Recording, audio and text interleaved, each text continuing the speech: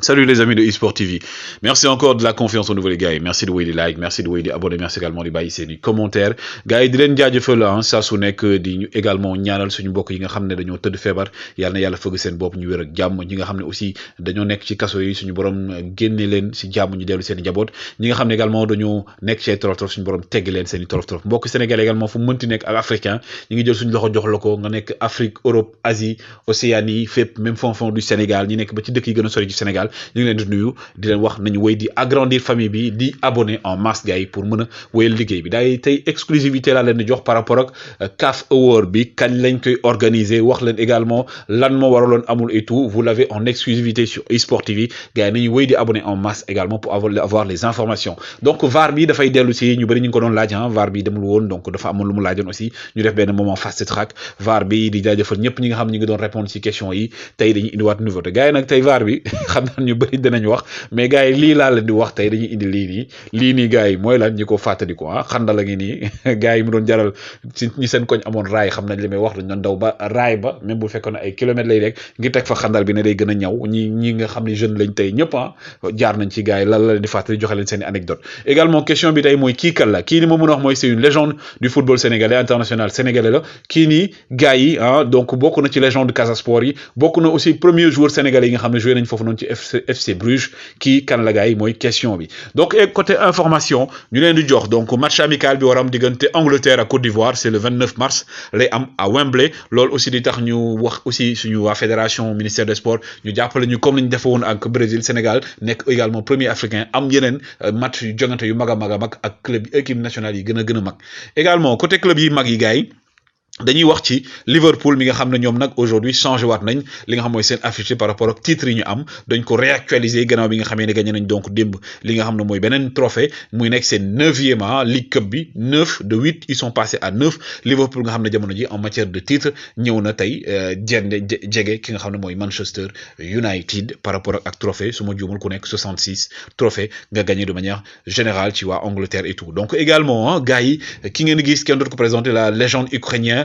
donc ukrainienne donc kii mooy kan kii mooy donc Andrei Shevchenko l'attaquant donc du Milan AC de Chelsea entre autres moom démb dafa demoon ci manifestation yi ngir soutenir waa dëkkam ak Ukraine gis ngeen ko moom njabootam yi Andrei Shevchenko Zakaria la pépite donc de la Juventus de Turin moom dafa am aussi blessure moom il sera indisponible Zakaria dafa blessure au niveau de la cuisse il sera indisponible pour 3 semaines ñu koy souhaiter prompt rétablissement parce que c'est un joueur également boo xam ne mi ngi wéy di wane boppam également un joueur boo xam ne emblématique la du côté du Bayern également de Marseille mooy kan Franck Ribéry le musulman de Bayern ni ko gars yi doon tooñee ñeen di ko wooye di ko dakkee mu nekk loo xam ne da ko neexoon ndax représenté na musulman yi fépp fu mu nekk moom dafa def accident démb nag mais plus de peur que de mal wér na dem na ci këram garaawul woon également day des Italie ba léegi ak Franck Kessié waxoon naa la information bi ce matin Franck Kessié bi nga xam ne waa FC Barcelone moom lañ def priorité selon les dernières informations sax fi mu ne nii Barcelone da ko proposé salaire de 6,5 millions d'euros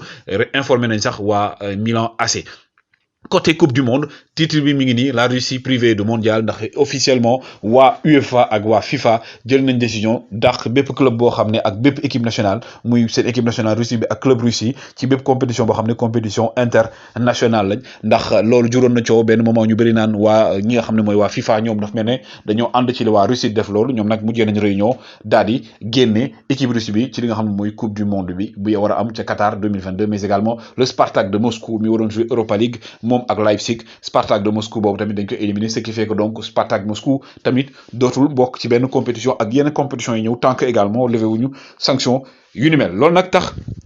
sanction yooyu ñenn bénéficié wu ci bokk na si ñi nga xam ne aussi ñooy waa Leipzig avec ki nga xam ne mooy Christopher Nkunku ñoom ñoo waroon daje nag ak équipe bii du Moscou donc ci 8e de finale Europa League ñoom finalement dañuy qualifier directement quart de finale Leipzig bi nga xam ne il y a un Sénégalais qui fait un travail extraordinaire là-bas Babacar Ndiaye di manager foofu sa Leipzig ñu koy jaajëfal également la Pologne qui aujourd'hui aussi moom day bokk si ñuy bénéficier ci loolu ndax loolu élimination équipe Russie bi day tax Pologne dem directement finale barrage di xaar match yi bi des des beneen ñaari équipe yi Suède entre autres kan moo ciy qualifié mu daje ak yow pour espérer dem ci coupe du monde bi. Également sponsor un des sponsors leaders ci UEFA Champions League bi di Gazprom donc nekk nag une entreprise russe waa UEFA daqal nañ lépp loo xam ne mooy sponsoring ak partenariat ak ñoom loolu tamit nekk sanction yi jëm ci di Russie attaqué Ukraine. Gars yi exclusivité bi ma leen ko doon wax donc ñi doon xaar CAF Award bi ndax day am wala du am je vous donne l'exclusivité et de source sûre CAF Award bi gars yi day am avant le 31 mai 31 mars plutôt avant le 31 mars le CAF Awards bi di am lan moo tax amul woon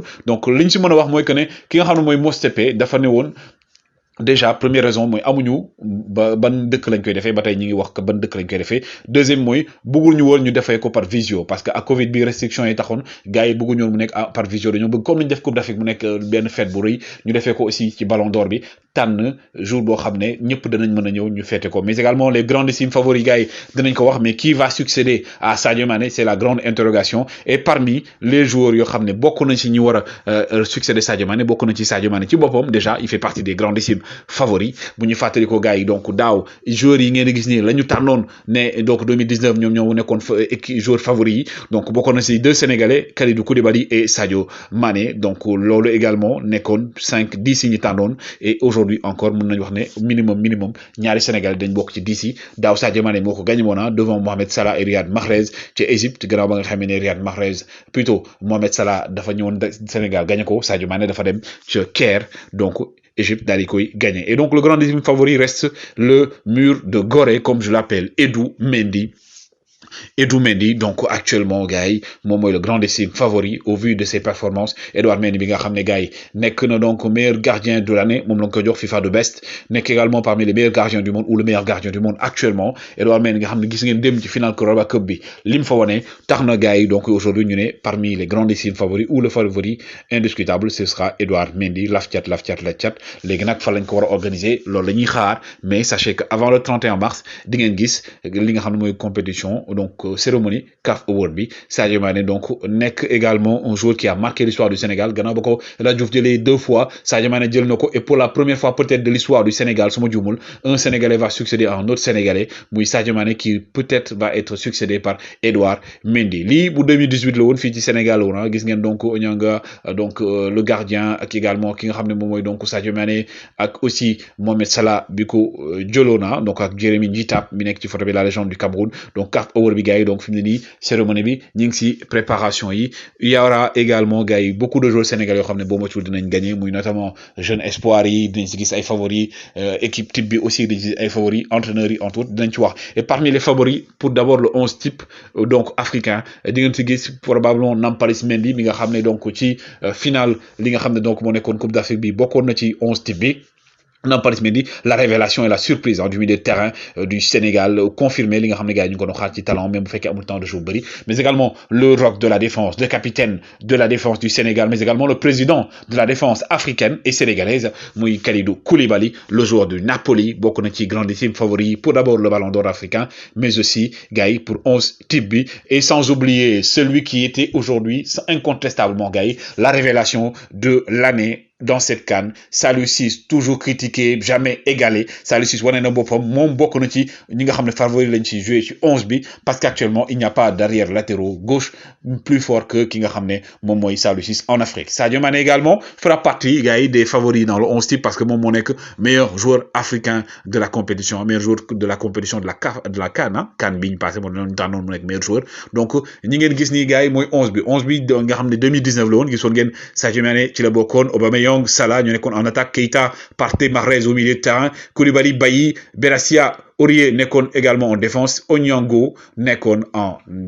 au niveau des cages donc ki ngeen gis ne également di Ahmadou Bamba Dieng bokk na ci favori pour le meilleur jeune espoir gannaaw bi nga xamee ne moom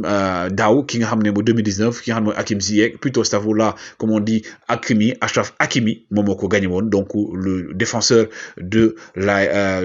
Paris Saint-Germain et du Maroc Achraf Hakimi mais liste bi bëri woon na ki nga xam ne sénégalais il y avait Amadou Sagna donc il y avait Crépin Diatta il y avait Moussa Ndiaye il y avait aussi ki nga xam ne moom donc Achraf Hakimi bokkoon na ci Ismaïla Sarr également bokkoon na ci parmi également les grandissimes favoris pour le titre de meilleur entraîneur sélectionneur africain donc Aliou Cissé mi nga xam ne moo jëloon deuxième mën na ko jël et prendre également sa revanche sur le sélectionneur de l'Algérie en la personne de Djamel Belmadi mi nga xam ne moo ko jëloon daaw après avoir remporté la Coupe d'Afrique Djamel Belmadi qui était la surprise du chef parce que dafa defoon CAN bu exceptionnel moom ak waa Algérie en tout cas c'était les informations que je voulais vous donner donc exclusivité la compétition donc la cérémonie du CAF Award dina am avant le 31 mars et de source sûre selon les informations gars yi kii ngeen gis mooy Pape Abou Cissé dinaa def portrait wax naa leen ko ci prochaine vidéo bi may def donc participer leen ci regarder en masse parce que moom dafa teg benn maillot pour dédicacer ko ki nga xam ne moo koy gagné moom mooy def vidéo aussi annoncé ko jaa ngeen jëf